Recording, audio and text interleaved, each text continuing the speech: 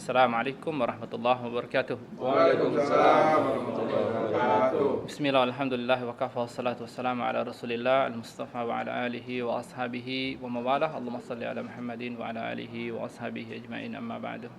Pemirsa dimanapun Anda berada, hari ini kita sangat tersakiti sebagai rakyat Indonesia. Lagi-lagi pemerintah kita, ya kalau boleh saya katakan ini sebenarnya request gitu ya, bukan hanya keinginan DPR.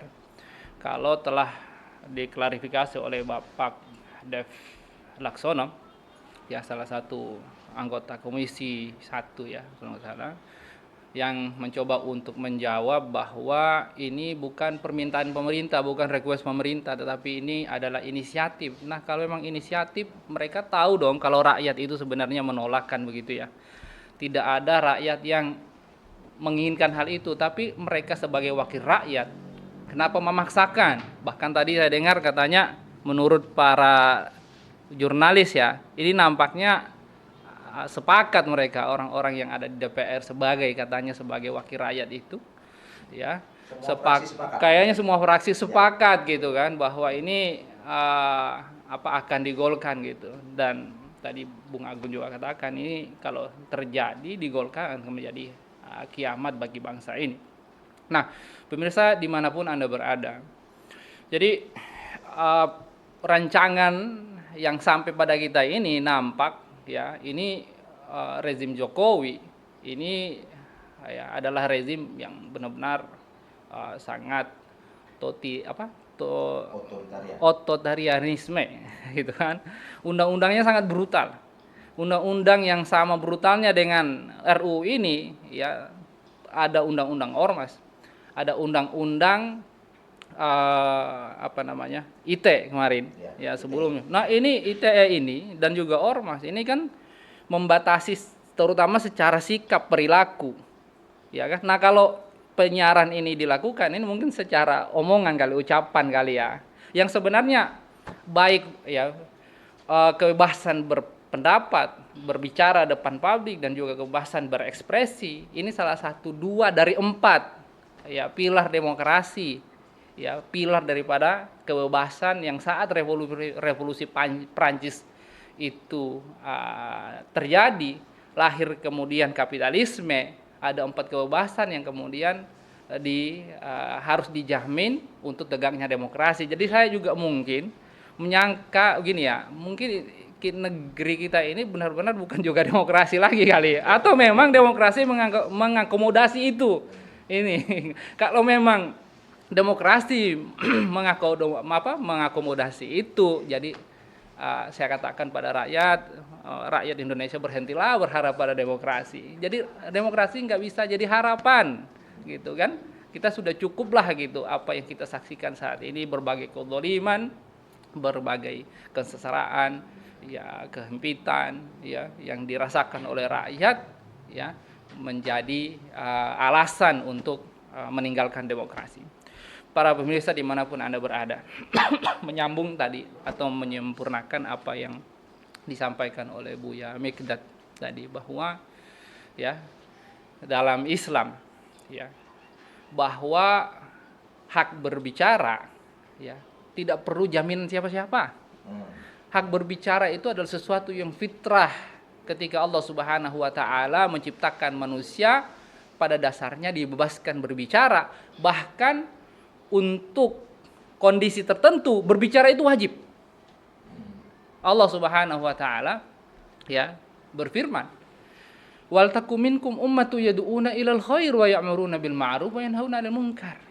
Ini hendaklah ada, kata Allah Subhanahu wa taala, yang oleh para mufasir semuanya akan mengatakan maksud wal takum itu ya hendaklah ada, berfaedah, wajib itu.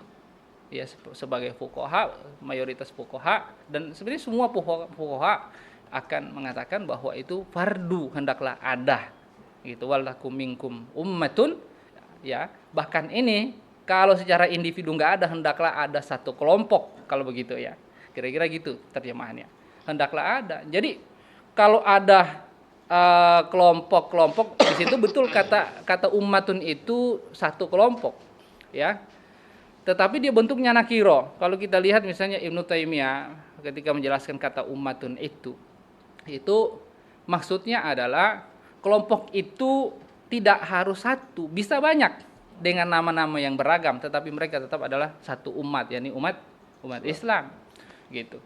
Jadi misalnya ada kelompok-kelompok yang melakukan al-amru bil ma'ruf wan nahyi 'anil munkar, dan di sini juga kita tidak pungkiri para jurnalisme ini juga punya peran, entah sebagai penyambung lidah ulama atau penyambung lidah-lidah tokoh-tokoh yang kritik yang memang itu harus dilakukan ketika melihat kemungkaran, ya, untuk muhasabatul lil hukam, mengoreksi penguasa, ya. Maka keberadaan mereka itu sebenarnya harus gitu. Nah, ini dibungkam, ya, nggak masuk logika gitu, ya kan? Sebagai demokrasi pun juga nggak masuk, apalagi dalam Islam gitu, ya kan? Yang memang hak berbicara itu adalah merupakan fitrahnya manusia. Anomali demokrasi gitu. Iya, itu. Jadi saya kadang nggak mudeng gitu dengan ini, nggak habis pikir gitu kan? Logikanya gimana gitu. Nah, Allah Subhanahu wa taala juga memerintahkan terkait tentang kewajiban berbicara ini, gitu kan? Kita juga bisa lihat dalam hadis-hadis, ya, bagaimana Rasul SAW mengatakan qulil haqqa walau kana murran, ya, katakanlah kebaikan sekalipun itu pahit.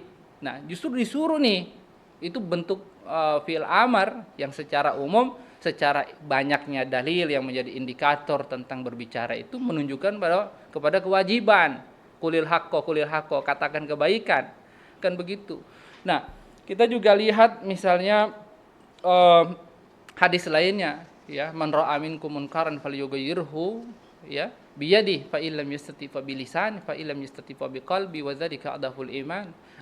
Hadis ini pun juga sama, ya, menunjukkan bahwa, ya, setiap orang yang melakukan kemungkaran itu hendaklah mereka merubah dengan tangan atau dengan lisan.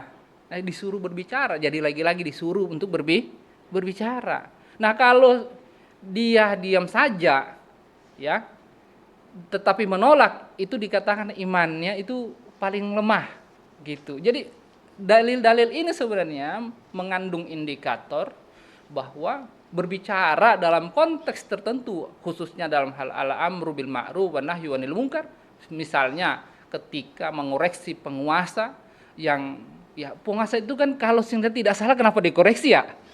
Iya, karena salah makanya dikoreksi, kan begitu logikanya, kan gitu kan. Kalau orang nggak salah ya jangan takut dikoreksi. Dan ya kalau nggak salah kan nggak harus takut dikoreksi juga, gitu kan. Kok harus bikin RUU yang justru membungkam suara-suara kritis, ya, orang-orang yang melakukan muhasabah pengoreksian tadi. Suaranya dia bersyukur.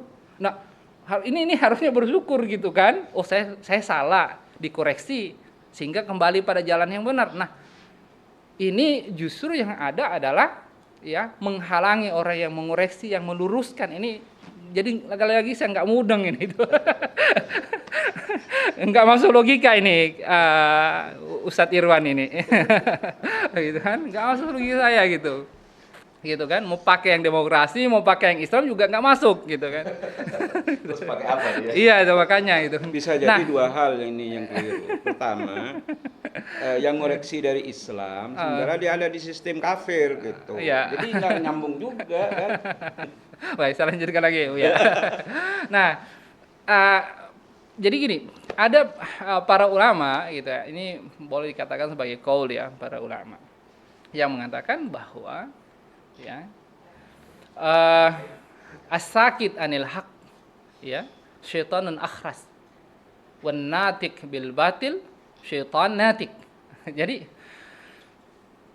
seseorang yang diam dari kebenaran, ya, dia tahu ini kebaikan, harus diperintahkan, tapi dia diam. Dia melihat dan tahu bahwa ini keburukan, kezaliman, lalu dia diam, padahal kan harus diingatkan, kan begitu, ya kan? Itu seperti setan yang diam. Setan itu sebenarnya yang bisu, kan? Setan itu nggak ada yang bisu sebenarnya, gitu kan? Ini sudah setan. Iya, itu ini kan apa Selemah-lemahnya namanya? Ini apa ya, celaan sebenarnya gitu kan. Nah, demikian juga seseorang yang berkata dengan batil, sesuatu yang batil, ya, itu seperti setan yang berbicara. Jadi gini, ini banyak sekali orang sekarang ini, ya, baik itu secara perkataan, secara sikap melakukan kebatilan. Sebenarnya setan itu, setan-setan semua itu kayaknya itu. Setan.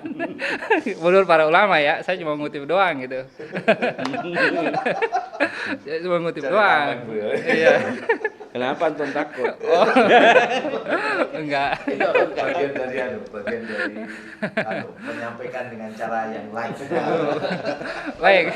Nah, jadi dari berbagai nas tadi, saya ingin bilang gini, bahwa ada kondisi khususnya ya dalam hal muhasabatul lil hukam, termasuk memerintahkan pada yang ma'ruf, mencegah pada yang mungkar, melihat kezaliman di depan mata yang dilakukan oleh penguasa, gitu kan, hoaks yang dilakukan oleh penguasa. Kata Gus Dur nih, almarhum, hoaks terbesar itu diciptakan oleh negara katanya gitu, ya kan. Saya rasa ini ingatan yang masih tersimpan sama kita gitu kan. Nah, saat ini penguasa kita ini bikin hoaks gitu, banyak hoaks yang mereka lakukan. Ya, tapi nuduh rakyatnya bikin hoaks, kasih ke undang-undang ITE nanti gitu kan. Nah, ini sangat sangat luar biasa. Jadi bagian terakhir tadi yang saya ingin sampaikan, bahwa apa yang kita saksikan hari ini, ya, berbagai kezaliman yang dilakukan oleh penguasa, khususnya membuat undang-undang, dan saat ini sedang merancang undang-undang yang membungkam suara kritis rakyat, itu harus ditolak. Intinya harus ditolak. Semua harus ditolak ya. Oke.